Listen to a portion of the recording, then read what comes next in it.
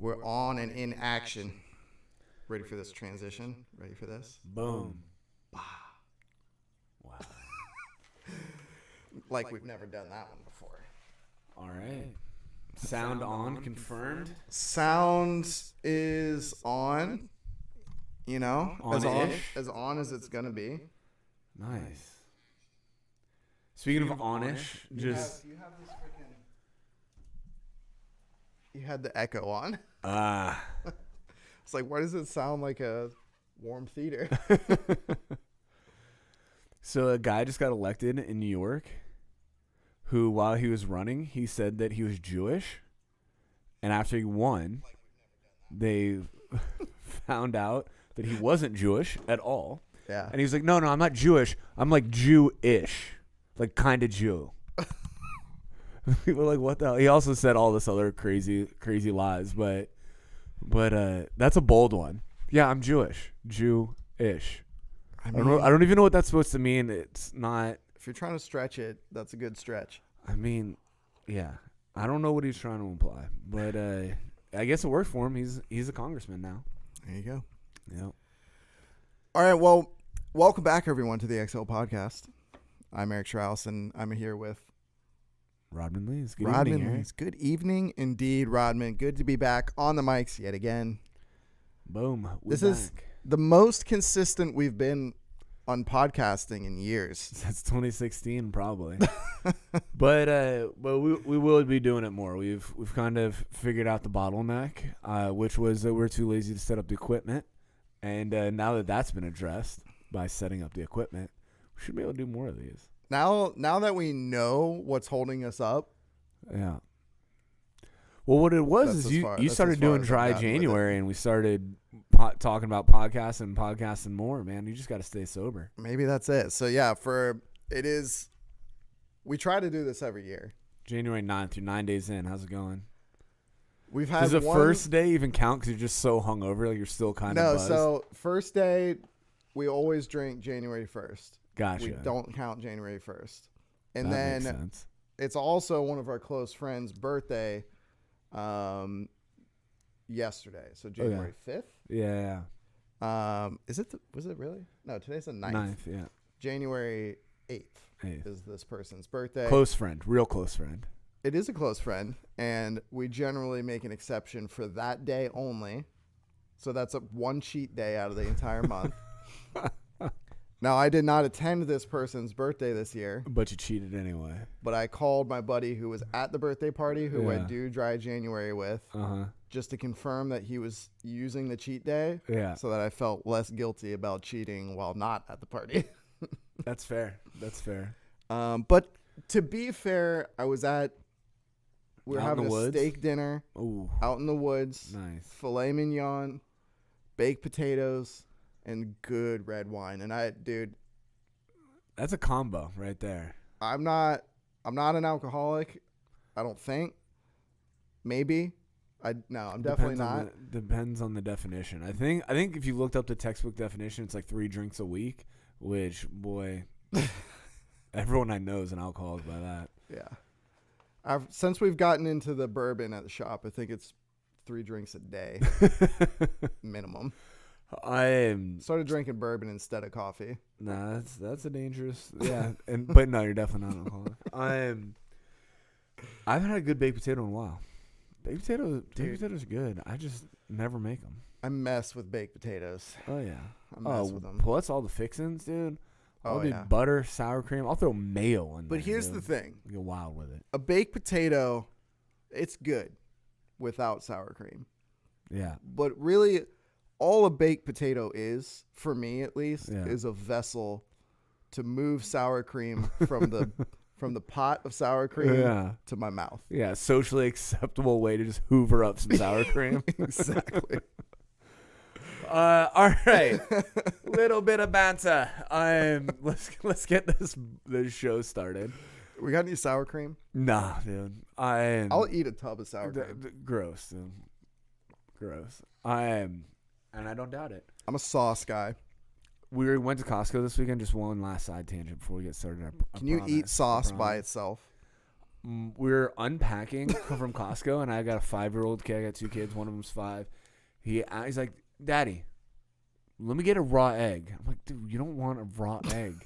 He's like, yeah, let me get a raw egg. I'm like, you'll eat a raw egg. He's like, yeah. I was like, I'm going to crack this thing into your mouth. He's like, yeah.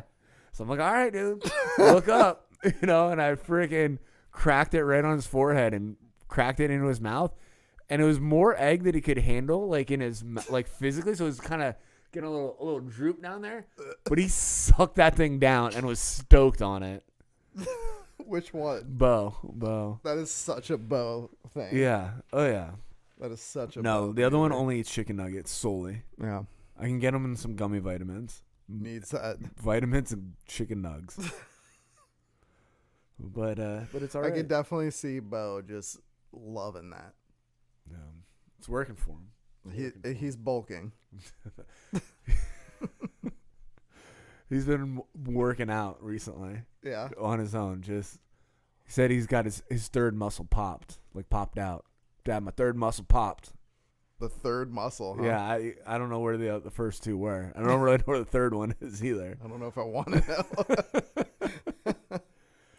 All right, so we're in the shop, and the number one question, whether you're in the shop or not, if people know that you're diving, what's the number one question someone who's trying to get into it asks? We get a lot of frequent questions. We should probably do an entire FAQ. Yeah, put it on the website. Throw an FAQ on the website. Yeah. But one very common question that comes around a lot. So, and it, like you said, sometimes it's in the shop. I'm pretty much always wearing an Xhale hat and shirt everywhere I go. So even when I'm out and about, people are like, start talking about spearfishing, and they're like, oh, where should I go diving? Number one question. That was a real long intro to the question. Number one question. I wanted to drag it out a little bit. Yeah. Oh, mission accomplished. Where should I go diving? I don't have a boat. I don't have anyone to go with. Where should I go? And those are tricky questions for a bunch of reasons. One is, I don't know how good you are at diving, right? And that's not like a knock. It's just if you're, touching sand at 15 feet, which is where we all started, I'm going out and diving the deep ledge off of Jupiter isn't going to be fun. Like it's just not going to be fun. Best case scenario, worst case scenario, it's dangerous. Yeah.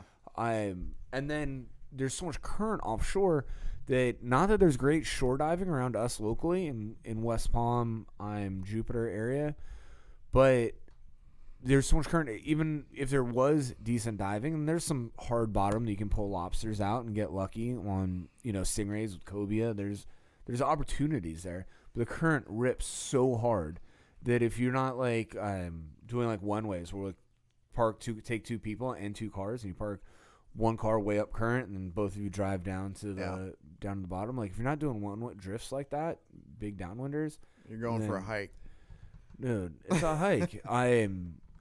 So the best way to answer the question, and one that I don't know why it took me so long to come up with the answer. Like I didn't have, because everyone was just shore diving. Hey, where can I go shore diving? And I wanted to answer that question, not spin it. Is the intracoastal? I used to say intercoastal. Doesn't it sound like intercoastal? Everyone says intercoastal. Yeah, it's intracoastal. Yeah. Google it.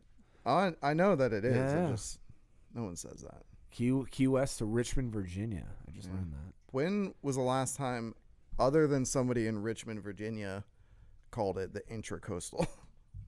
Yeah, I don't know. I've heard Northerners call it that. The intracoastal. Losers. Damn Yankees. Them Yanks. So diving in the coastal, it is really approachable. It's super easy to find a place to like hop in. And to make it is a little bit of a spin, because it's not, the whole thing is not shore diveable. Yeah. Are there places you can access from land? For sure. Just as much, if not more, than the beach, on the beach side. Yeah. Can you? And we're going to venture into some territory here that may not be. we were talking about this earlier. Like inshore diving, at least on the East Coast, the vibe of inshore diving on the East Coast, I'm sure it's pretty much the same everywhere. But like, you got to kind of like, you're gonna piss people off. You're 100% gonna piss people off, and you got to be okay with that. Yeah. Especially around docks. Everybody thinks they own the water. And when I'm on a boat, look at these freaking idiot suicidal divers. I hate them. And then when I'm diving, look at these guys. They're on my spot. Jerks driving boats. There's a show, Portlandia, that's got a funny skit. It's like a skit show all about Portland. And they got one with bikers' rights. And this dude's just screaming, bikers' rights, as he's biking around the city. Then he gets a car. He saves up his money to get a car, and obviously, like the whole thing flips. And that's exactly how I feel when I'm diving. When I'm in the water, it's the jet ski syndrome. Yeah, right. It's only fun for being a jerk. But that's like a big thing. Is what is morally? I think there's maybe 3 categories of like what is morally acceptable to you. Like, you're maybe not morally, but your own sense of right and wrong. Is this right or is this wrong? Then there's, like, safety. Like, is, like, the juice worth the squeeze? Like, am I finding a balance between risk and reward right now? Diving the middle of the channel in the inlet? Real dumb. Real dumb. For sure. And then there's, is it legal to do it? And so we can address all of those. And maybe not is it right or wrong to you? I can tell you what's right or wrong to me.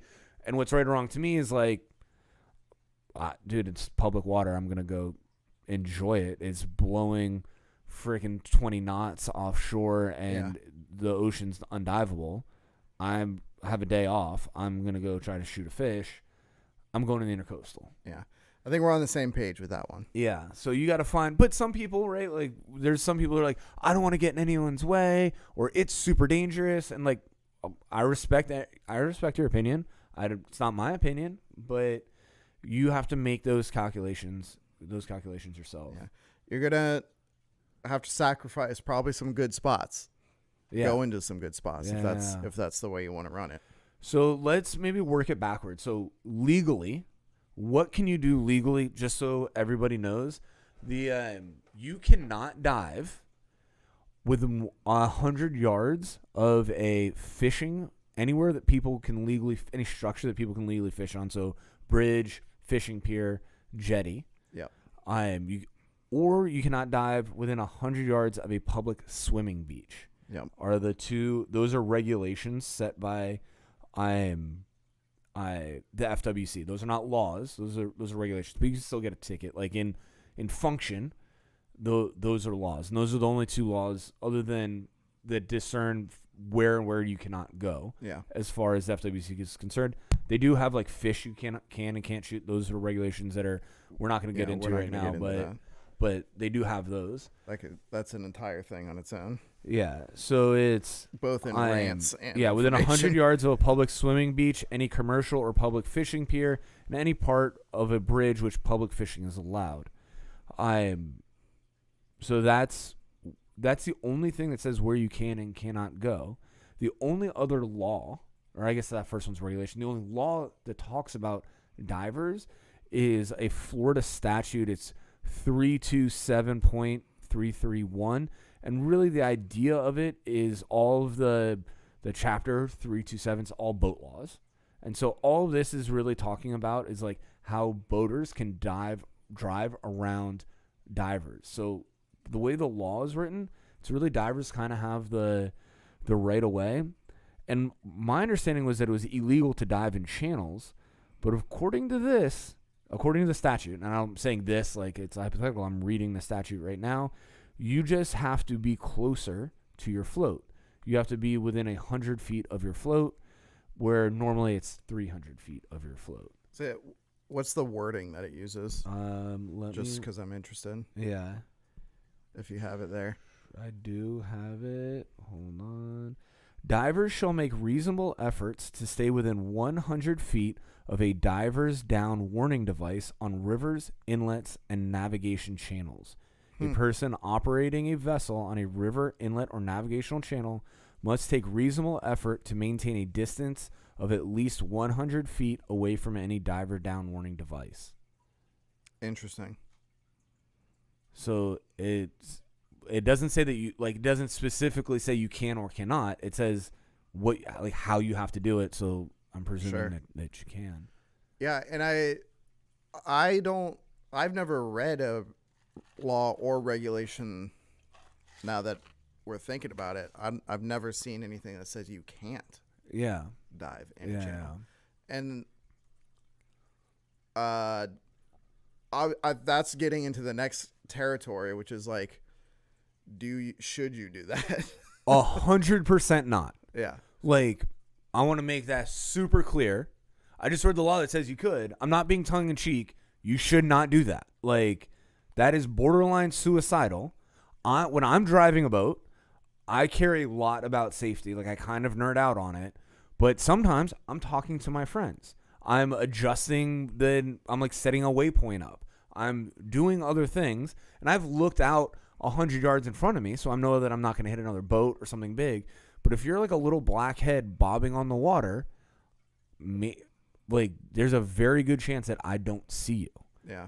You know, and like a 10 by 10 flag or a 12 by 12 flag, like maybe out in the ocean, that's pretty good. And that's someone good that is looking for it and is trying to be safe and operate their vessel properly. For sure. But we all know that most of the people driving boats out there are not doing it actively. And in the intercoastal... A lot of them are. Yeah. Oh, for sure. A lot of them are. I'd say a large minority of boaters out there don't have any idea what they're doing. Or even if they do know what they're doing, like they can literally dock their boat, that's it. They're not paying attention to stuff swimming around, out there. I forgot what I was going to say. Or, as well as just don't know how to operate under pressure. Because it's one thing to like dock a boat and know how to maneuver your boat, but like you're driving through the channel, and all of a sudden you see a dive flag with a diver next to it. Yeah. Depending on your level of experience operating boats, you're gonna react to that situation very differently. Oh, for sure. Like a good example is I when I was in high school, we had a kayak that I'd drag up to the beach and take the kayak out diving.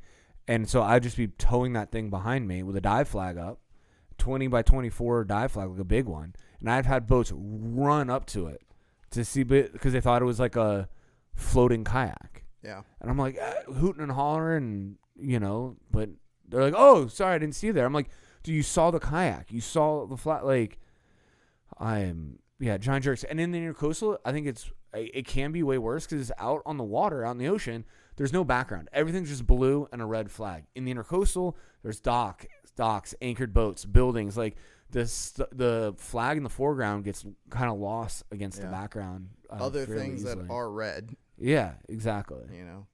And crab traps and like all sorts of stuff up there. So now we went from legal to like risk versus reward. Mm-hmm. The channels are no go for me. Even like the inlets are sketchy. Like, it's concentrated boat traffic. Yeah, and concentrated traffic with people like getting up on planes. So like bows coming up, standing waves that they're trying to like bounce through. Like they're trying to punch out. Yeah, I think you reposted it on your ballast page. There's that video of that guy basically getting hit. Yeah. In an inlet. No. Basically, he touched the boat. Yeah. I don't know what inlet that was, but somewhere in Florida, Hillsborough, I bet. I could be wrong, and I don't want to roast the guy if it is not the case. But I'm pretty sure I remember reading on the guy's post. I went and looked at the original post from it. And he said that he like wasn't diving with his flag. That's what he says. He comes up. He's like, "Oh, my fault, man. My bad. I didn't have a flag. That was my fault." Yeah, dude. That was your fault. Like, that's pretty bad. You could have died. Why? Who in their right mind would go? It's one, like, I know a bunch of guys that go shore dive and don't bring a flag. And I definitely do not advise it. Yeah. Not even not advise it. Like, don't do that. It is dumb. I was just looking at some lights on there that I didn't recognize. Definitely do not do that. If you're going to go shore dive, if you're going to go dive anywhere, I mean, it's a law. Like, yeah. What a stupid thing to get harassed about. What a dumb thing to get a ticket for. Yeah. You know, you just cost yourself however much it costs. I don't even know because I've never gotten that ticket. Well, and it's just a hassle of dealing with the whole thing, you know? But, like, if you're going to shore dive at the inlet, where every ounce of boat traffic in the surrounding area is concentrated through this one place, because it's the only place that all these boats, you're either going to or from the inlet. Yeah. You know, like on both ends of it. For sure. So all that boat traffic then spreads out, but it is all converging at the inlet and going through it. What are you thinking not going there with a dive flag? Right. And like diving the outside of the rocks, super productive. And then depending on the inlet. So like there's a Boynton Beach spillway. Like it's an inlet technically. Mm-hmm. Dude, that thing's like barely wide enough for two boats to get through. If you're diving in there, dude, you're suicidal. The Palm Beach Inlet, I still see people like diving way off the front of it, like way out the front. Boats cut that corner so hard. Super hard. But if you're tucked against the rocks, like in the middle either side, like now for me, you're getting into like the gray area of like the risk versus reward. Like that's about the line, depending on where you're at. It's tough to even talk about, or it's tough to answer the question to people that are asked, because generally people that are asking this question are either new to the sport or haven't done it that long, or may not be super comfortable in the water yet. Maybe they've been doing it for a while, but just haven't gotten to the level where they want to go do other stuff or go out in the inlet's got ocean. its own set of conditional hazards too. Yeah, and other spots like bridge diving, which we can talk about a little bit as far as legality goes, I guess. But there are plenty of bridges that are legal to spearfish on. But you're introducing structure to the equation. That changes things a lot. You know, structure above and below water. Yeah. You know, so it's definitely not an overhead environment, but like there's a bridge I can think of here in Jupiter that we dive a lot, where I don't know what they're called, but the channel underneath the bridge generally has like the little jetty-like structures that kind of designate where you should drive. They're like pilings with railings on them. Yeah. And most of those, this one I'm thinking of, you can get in between those and the main bridge pile, like where the drawbridge is. And there's enough space for you to be in there, and you're guarded by the pilings from any boats. Like, I mean, you can be in there and boats are passing by like 4 feet from you. Yeah. And is it safe? I mean, it depends on your comfort level and your skill level and your experience in the water and stuff like that. Like, there's entanglements, you know, the pilings are super close together and can create somewhat of an overhead environment. Sure. Like, is it safe? Currents ripping.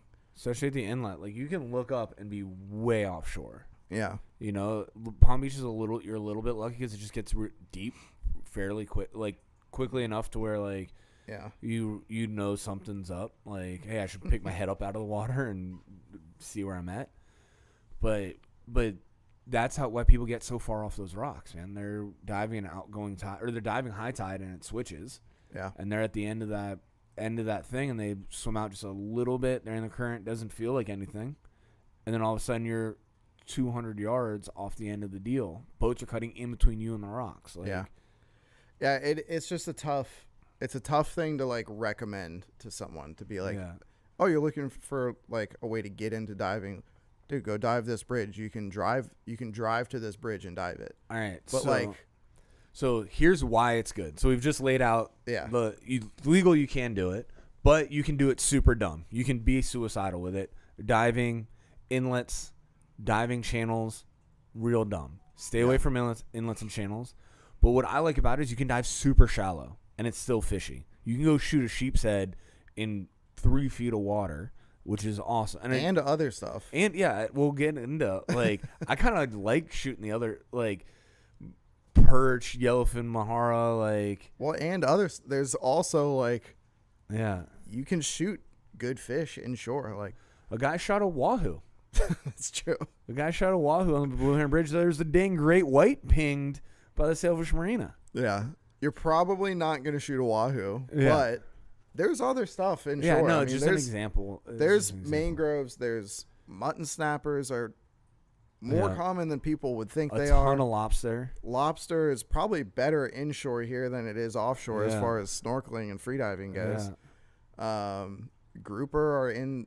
I've seen grouper inside both Jupiter and Palm Beach Inlet. You know, like legal grouper. Yeah. Oh, one of the bigger black groupers I've ever seen off of Palm Beach was in the Intercoastal. Thing was maybe like 20 pounds, like good size. Yeah, so there's real potential to shoot decent fish, but it's also like, I don't want to say it's guaranteed fish, but you'd have to have a real bad day to go dive especially in West Palm. Yeah. Go dive the Intercoastal in West Palm and not shoot something. Yeah. It's going to be a bad day. Yeah, for sure. Yeah, it's hard to not shoot something. Yeah, especially if you open it up to like... I should say it's hard to not find something. Less suitable, less traditional fish, I guess. Like, yeah. So, yellowfin, mahara, small bear... Like, is there a legal size on barracuda? Yeah, there is. Minimum legal size on barracuda. There's like a 1 trophy fish per day, like in a certain size range, and then you can shoot small, like a slot size. Gotcha. And I don't know what the minimum is off the top of my head. No worries. But there's a lot of stuff swimming around. You also get a lot of structure, which is cool. So now you're talking about diving around docks, which again, if you're diving around the Sailfish Marina, that's real dumb. You shouldn't do that. Or, Utiki or some busy marina, that's real dumb. You don't do that. Legally, can you? Yeah. Just the same way that you can take a boat up in there and fish, you can go swim in there. Is it real stupid to do that? Yep. Yeah. Yep. But... And not to mention in marinas, it's... Depending on the marina, there are some marinas in the state of Florida where they own the area inside the marina, and it's if it's been dug, basically, if they've created the marina, they own it. Is this true? It is true. If they owned the property before that they dug the marina into, they own the water in that marina. Well, they own the land. So if they built it underneath in, so if it's like a concave Mm-hmm. marina, if that makes sense, they built an inlet or a bay. And now you can't. Is that common? Like, I know that happens like in the Bahamas a lot. But it's common in the sense of private canals. All right. There's a lot of private canals in Florida that can be questionable, depending on if it's like a publicly, like a municipality maintains the canal or not. But there are some private canals. Because my and there are impression some of it private is marinas. on all navigable waters, you have rights to the high water mark. Yeah, that I do. I'm pretty sure there's a fishy law regarding. Yeah, I think specifically marinas that are. I wouldn't be worried. dug I'm not in. worried about trespassing on the water. Yeah, I've been yelled at. Yeah, but it's like okay, like and then again, is the juice worth the squeeze? I'm not there to be a jerk. Yeah, Someone tells me to like go kick rocks. Well, like, how did they come up and talk to me? They're like, hey man, like, we're having a wedding in our backyard right now. You're in the backdrop of like all of our photos. Would you mind just fishing 2 docks down? Yeah, dude, of course. Or it's, oh my God, you're trespassing. This is my property. Like, no, it's not. Go back inside. I can fish here. Go away. And those are the people that, like, I don't feel bad about being a jerk about it. You know, like, I'm going to sit under your dock until you call the cops. Yeah, and then the cops And then are I'm going to come. still going to sit Yeah, under your the dock. cops are going to come and tell you that I'm every right to be there. I can't touch any of your stuff. I can't go on your dock. Obviously that's trespassing, but I can go swim under your dock. I can go shoot all of your pet sheep's head. The hardest part with spearfishing is not what you can't shoot. Like all those dang snooks swimming by. Hard to not take a shot at one. Yeah. Especially if you dive any of the bridges and stuff. I mean, it is just like and not only massive schools, but massive fish. Yeah. Fish that like fish you don't see getting caught. Yeah, for sure. Huge Monsters. snooks. Some huge snooks. And it's crazy just like you said, huge schools. Like you go fishing and like you catch a couple in a day. You're like, all right, I did pretty good. Then you put a mask on. You're like, there's 400 of the damn things under here. Like, what the hell? It's no wonder one of them bit. Yeah, exactly.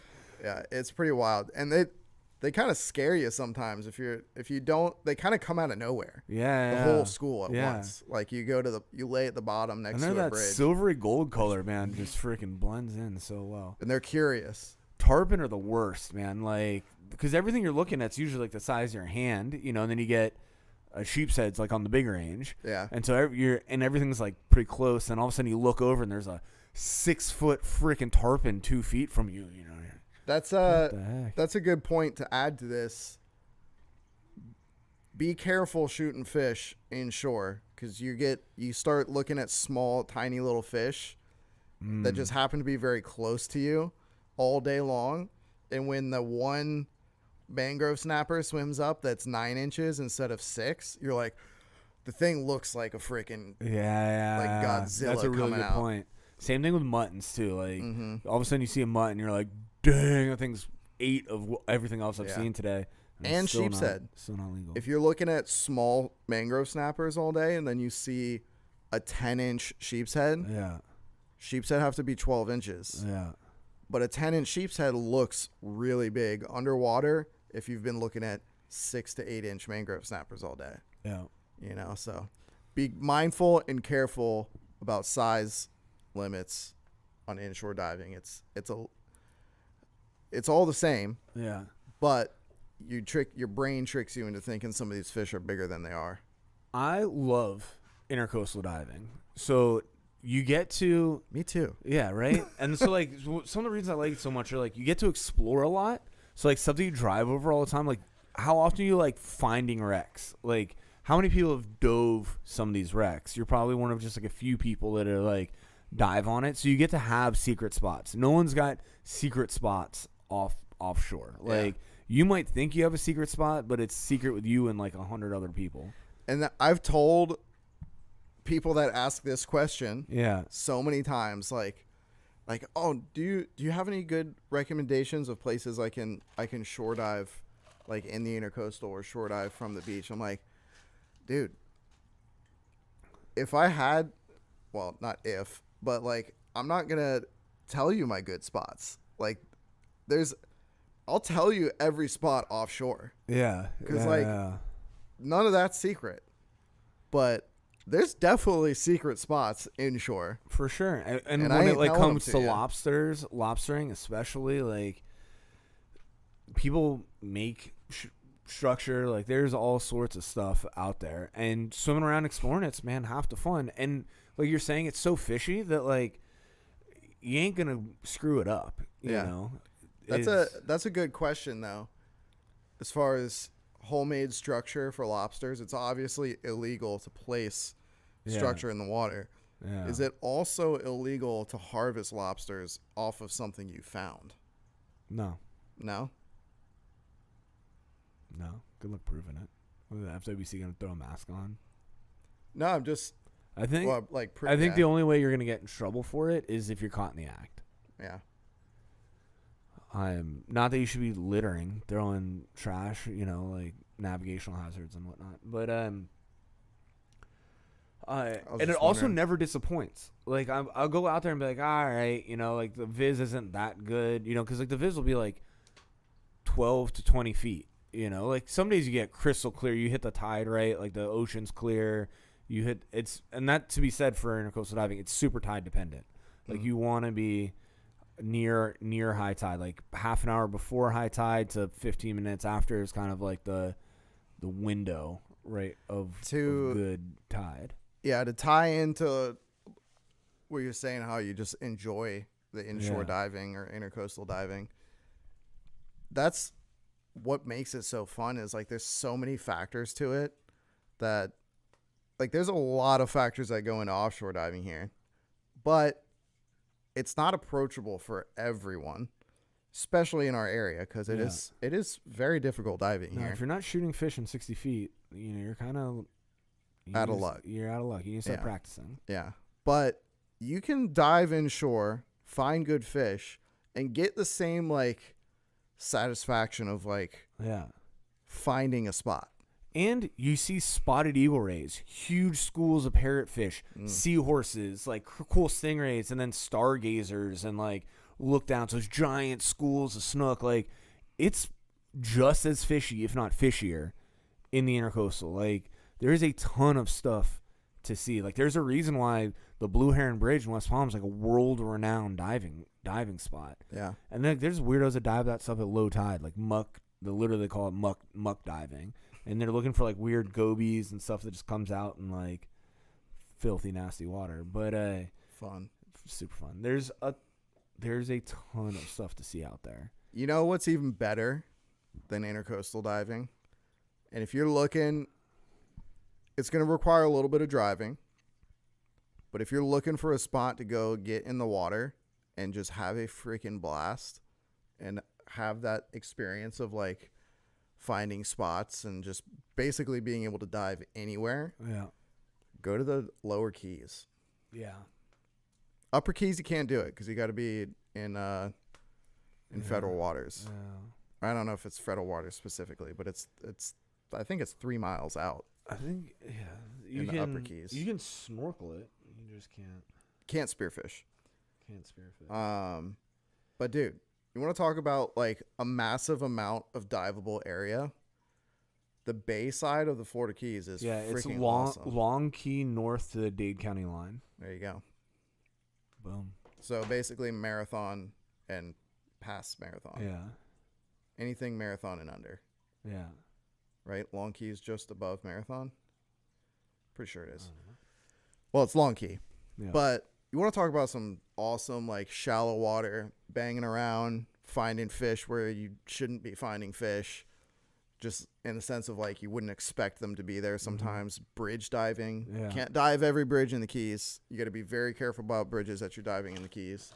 But there are bridges you can dive, as well as you have to be just careful diving them, because same, like I was talking about before, risk-reward, super high current, bad visibility, big sharks, big recipes for disaster on those bridges. So that's the place you got to be very careful. But outside of that, all the lobster holes on the bay side, all the little coral heads, the farther south you get, the Gulf is full of little coral heads, diving up in little mangrove channels and stuff. The mangrove channels are some of the most fun diving you can have. It's the best. Of just trying to shoot like gray snapper, mangrove snapper, like just target rich environment, and they're all in the root, so you can't, you can't beat it. Point shoot. You're gonna shoot 6 fish, and you're gonna take 600 shots.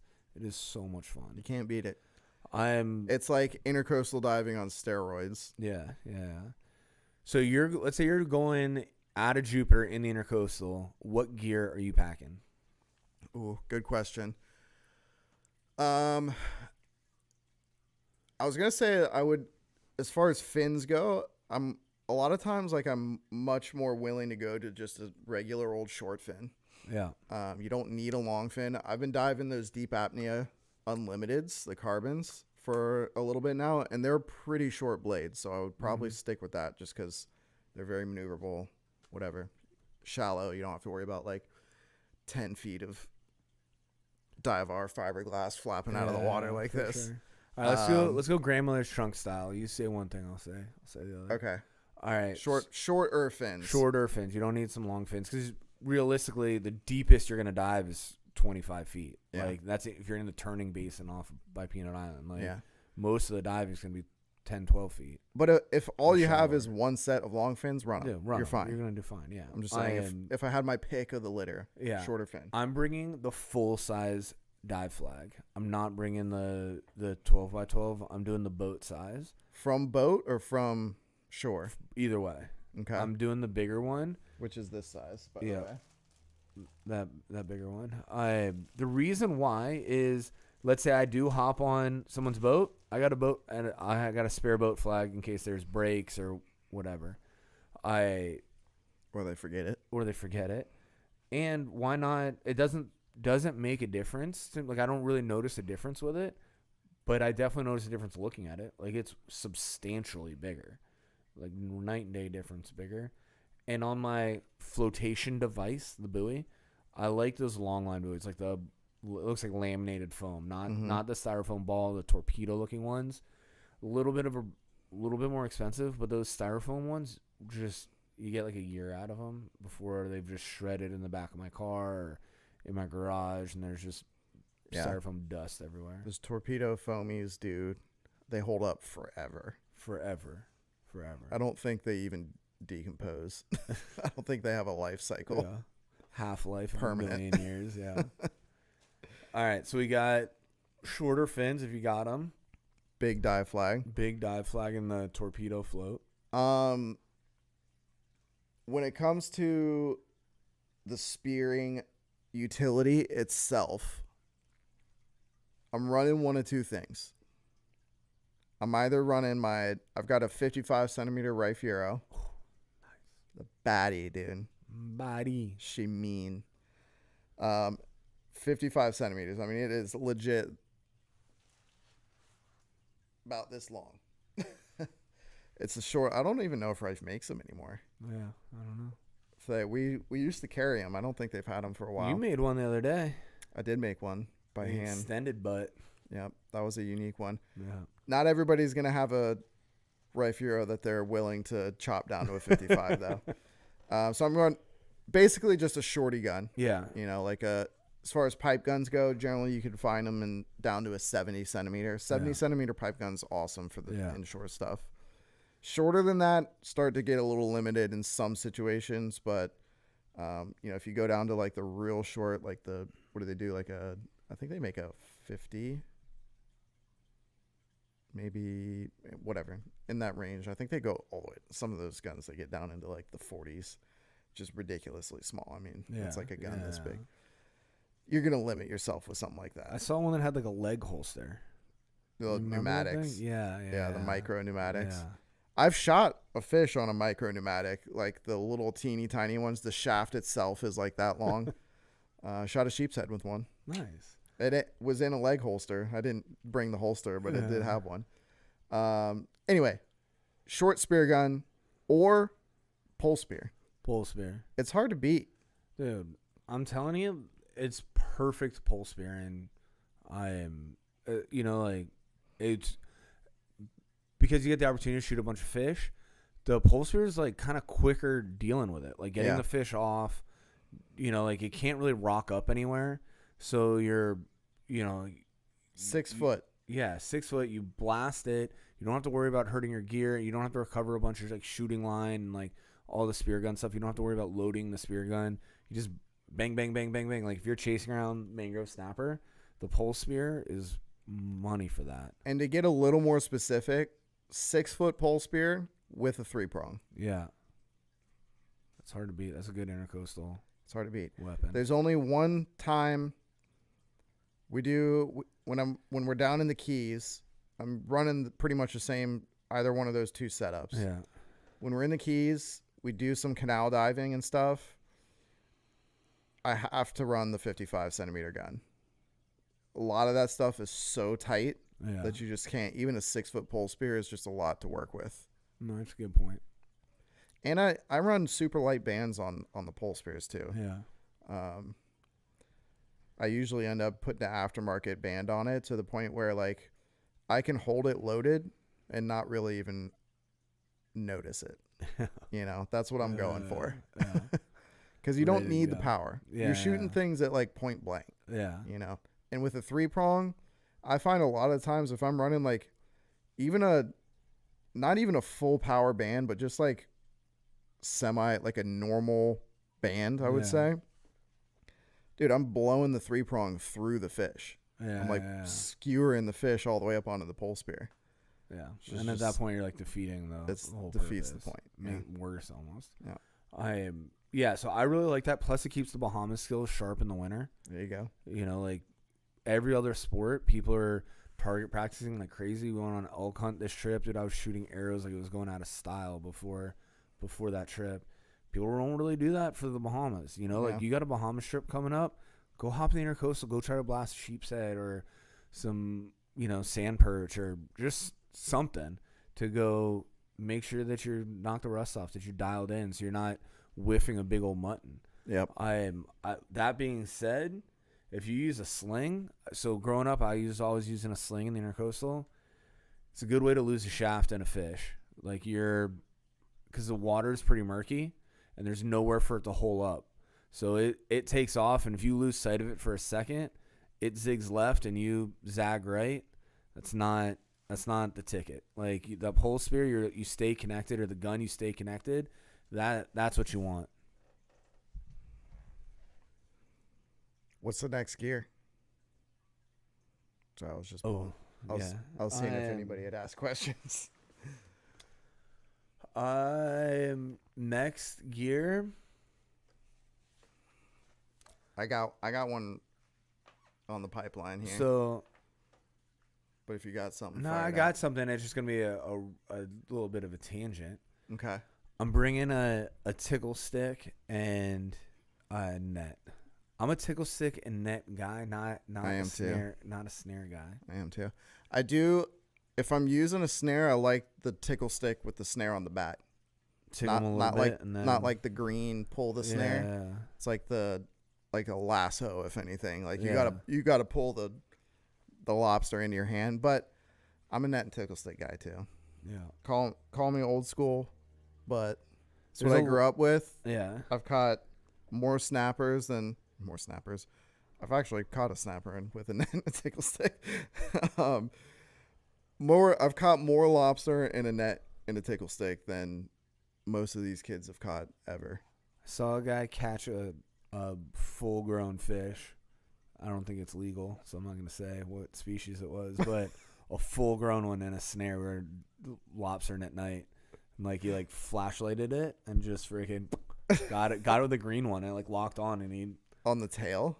No, dude, mid-body, just freaking suck that thing down. Yeah, I can picture funny. What that was, and we'll just leave it at that. Yeah. No, I've caught in the net. I've caught snappers and hogfish and red groupers. You just put it over a hole and get them to go out that hole. Yeah. It's actually pretty easy. Yeah. But all right. So net and tickle stick. There's a lot of lobsters. They're not everywhere. There's a lot of shorts. Are you swimming around with it the whole time, or are you putting it on the boat and getting it if you need it, or clipping it to your float? There's two ways that I do intercoastal diving the most. One is we have access to a dock. If I get access to a dock, and then we'll just put a bunch of gear on the dock, and then we'll do 2 or 3 docks this way, and then 2 or 3 docks the other way. Yeah. And so the dock is kind of the home base, and I'll keep goofy stuff out there. I have a little gun. I have a little. It's probably a 60 roller, 65. I don't know. I had that giant Rob Allen 160, that massive one. Yeah. And it was too big, so I cut about yay off of it and made a little roller. And that was the most useless gun that we've ever put together. Yep. That gun was not we gotta go do the slingshot soon. The slingshot drift. Yeah. That was fun, man. Getting you fired up talking about intercoastal diving. I mean, like you said, I'd get the mullet mafia back together. Ali Penovich, where you at? We actually have a real mullet to throw in the mix now too. That was fun. That was a super fun day. Yeah, and that's another reason why the intercoastal diving is so much fun. It's super approachable. You don't have to commit to a whole day. It's hey, next 3 hours, let's get some buddies together and go dive the intercoastal and make it a tournament. We made it a tournament, and see who can come up with the best thing. Yeah. And like because no one's getting anything like amazing, but they're like I think everyone came in with something. You know. Oh, everybody came in with something. Yeah. Whether it was sand perch or whatever it was, a jack. Somebody shot a jack. Like a blue runner. Yeah. So there's always something to do, but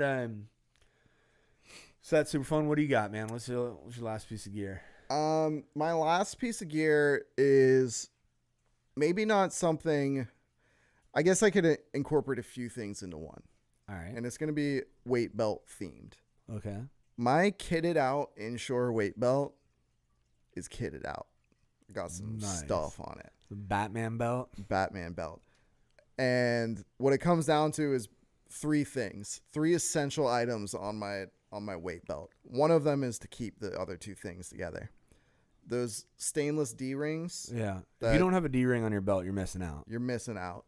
Number one tool. Not only can you like stuff your extra weight belt underneath it, but the ability to just clip something to it real quick is pretty hard to beat. Yeah, I'll clip my gun to it if I got to cut chum real quick. Like before I had it on there, I don't know what I did.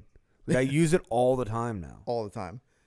But my main thing that I'm clipping to it pretty much all the time, if I'm inshore, it's on me. If I'm in the Bahamas, it's on me. If I'm in the Keys, it's on me. It's a flashlight. Nice. I've got a flashlight on a little like butterfly brass clip, the ones you like squeeze and it claws open and then claws closed. I love that clip. It's super easy to use. Pops right on there. It's super short tether, so it's not hanging around too much. And then the last piece of gear attached to my weight belt that I wouldn't typically advise using, it's very situation dependent, depending on where you are, is a stringer, belt stringer, or stringer on the float. But I do like belt stringers because it's right there. It's easy to use, blah, blah, blah. Pop your fish on, you're good to go. Not something I'm going to run like in the middle of Jupiter. Yeah. We have a lot of sharks. Oh, yeah. And I've come across them. And last thing I want is a fish on me when I'm shallow with bull sharks. right in front of your folks' house, so like right at the bottom of the Loxahatchee River, basically. We saw that bull shark just cutting circles on the surface. Like nothing was going on. It was just... We catch sharks off that dock all the time. Yeah. But here, like, they feed sharks at Utiki and Square Grouper and all that stuff. Like, and that's very close to a lot of stuff that we're diving. So it's like, I ain't running a belt stringer. Yeah. But if I'm shore-based diving, I'm going to run a stringer on my float. Yeah. Because I don't want to go back to shore every time I shoot something. That way it's not on you. If you do run a belt stringer, that's a major risk versus reward situation. But there are definitely times, a lot of places in the Keys, I use them, bopping around in those canals. Always run the belt stringer. I'm not worried about sharks and those things. At least the ones that we're in are like, there's no sharks going back there. Yeah. Is it possible? Sure, but risk when you're weighing the risk versus reward, it's your balance, man. Yeah. I like it. Same weight as you do offshore, different weight? Way different weight. A lot more weight. Yeah. Yeah. Last time I was just in the Keys doing this same type of diving that we're talking about a week ago or 2 weeks ago. Who knows? Time flies. Wearing a 5 mil because in the wintertime on the bay side, that water is chilly. Yeah. In the low 60s a lot of the times. 5 mil's a cork, dude. It is a cork.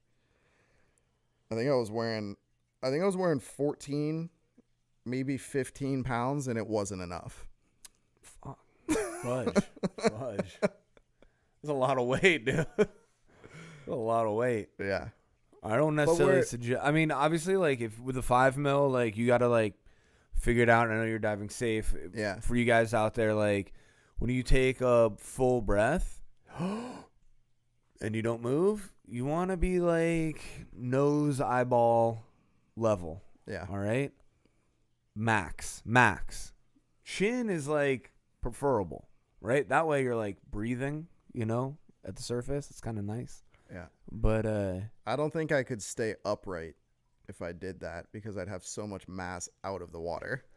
Dude, I was freaking bobbing around. breaching whale. I think I probably started with 12 or 13 pounds. And I was like, This nope. ain't it. I was like kicking in the air. Yeah. That's not good. That's not good. Just burning tires. Yeah. I'll add more weight too. Because you want to, especially if you're finding like a good lobster honey hole, you want to be able to stay on the bottom. And if you're in 10 feet of water, you're just going to, factually, you're going to need more weight to stay down, to stay on the bottom, not have to just. And this is all in, we're diving 10 feet and less. Yeah. So it's like, if I was diving 20 feet, I wouldn't need 15 pounds. Yeah, exactly. But I'm trying to a speedo hunt, like the spookiest little mangrove snappers you've ever seen in your life. For sure. In 4 feet of water in a back canal. It's like that you're the first human they've ever seen, and gosh darn, dude, those things do not want to cooperate at all. Yeah. No, these things they've seen me before. That's it. They've seen a group of about 4 or 5 of us pretty consistently. They all got little plink holes. All of them. Those little guys will matrix a shaft too. Like it is. Wild. I say little.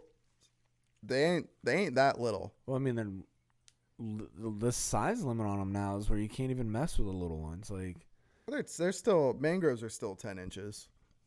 There's a lot of 6s swimming around. There's a lot. Oh, believe me, where we're diving, there's way more 6s and under than there are bigger ones. But I'm not shooting one that's 10 inches. Yeah. Most of the ones we're shooting in those canals, they're between 16 to 18 pretty consistently. That ain't no little mangrove. That's what I'm saying. Yeah. And we shoot, not that I don't want to be giving away too much stuff here, but we shoot some pretty solid canal creatures. Cuberas. Yeah. Yeah. I think they're in the intercoastal too, man. That's a big draw. We've shot a lot of cuberas in the intercoastals here. And good size fish too. Yeah. These aren't. I mean, there's a bunch of little ones that you can find, but dude, there's some serious cuberas get pulled out of the intercoastals every year. Not only spearfishing, but hook and line guys that target them. Yeah. And I will say, like, intercoastal, it's not going for glory; it's going for fun. Which really should be the goal. It's not, but like I get sometimes I want to go for glory, But every once in a while, man, you can squeeze a little glory out of there for sure. But that's another thing that I like about the intercoastal diving is the expectations are so low that you just have fun with it. Like you're only going to goof off and have fun. Like you're not taking it you're not taking the spearfishing side of it super seriously. Like the safety part you have to, right? There's boats and entanglement. Sure. Like you're going to be diving around a ton of fishing line and around moving boats. So you got to, actually follow the laws and hope that everyone else is actually following the laws. And you have a lot of eyes on you. Yeah. If you're like, not that you should be out there doing anything illegal anyway, but if people are constantly seeing guys spearfishing and they're just up to no good, you're not doing any favors for the rest of us. It's a 50-50 shot. If you're spearfishing in a coastal, the police or FWC are going to come say hi. For sure. They're maybe not hassle you, but they're just going to come see what you're doing to make sure you're not shooting snook. And they take that you will go to jail. Like you're not going to stay in jail forever, but you're going to spend the night in jail. Yeah. Like they do not mess around with that. Growing up, we used to dive the Palm Beach, like around the Palm Beach Inlet all the time. Ton of snook. People were getting busted by it all the time. They'd have a guy on Peanut Island with binoculars and a boat waiting around the corner, and they just would see a guy and wait for him to like pass up the stringer and nail him. Yeah, and I'm thinking in a more of a sense of like, don't be too much of a dick to like if you're diving docks and somebody's hassling you, like it is what it is. Like I'm not, like I said before, I'm gonna sit under their dock as long as I feel like it.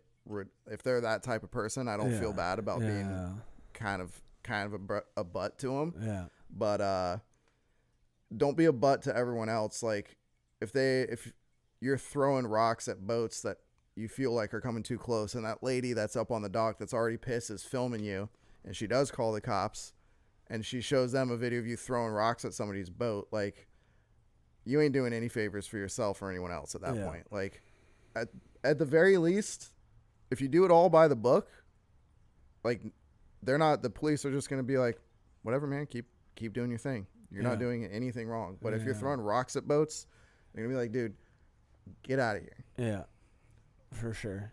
The laws of the max, stay closer than 300 feet from your float. Like, the boats are referencing the float, not you. Yeah. Stay close to your float. I've seen people like use the float and the flag as a way to try and like get boats out of their way. Yeah. Like, don't do that. Yeah. Now you're just being an ass. Just plain and simple. Yep. It's one thing to be an ass when someone is being an ass to you. It's another thing to just be an ass for the heck of it. For sure.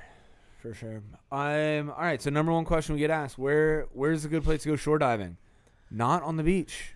Where should I go diving? Is usually the question. In the intercoastal, man. In the intercoastal. But listen to this podcast first. Don't go swimming out into the inlet.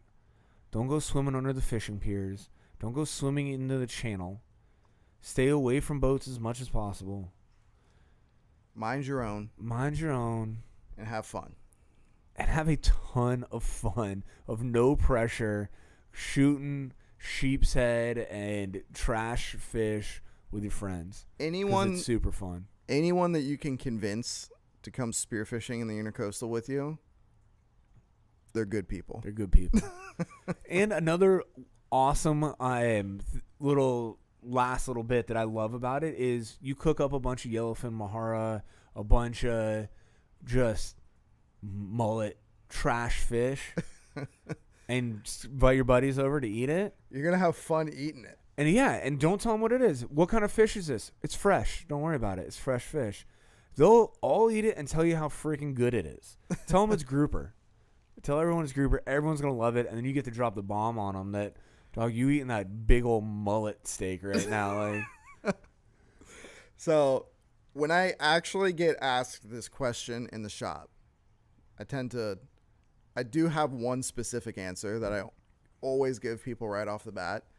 And it's either received really well or received kind of like, F you, man. And the people ask, where should I go shore diving? Or ask, hey, like, where do you guys dive out here is usually what I get asked a lot as well. And my answer is always the ocean. The ocean. Yeah, that's kind of a jerk move, bud. I say it in jest. Yeah. It's not always taken in jest. Yeah, but I think but to your point, I guess, people get too wrapped up in spots. Yeah. Like, yeah, is it nice to have, like, a cool spot that produces a lot? Yeah, sure, but do I hit the same spot every time? Of course not.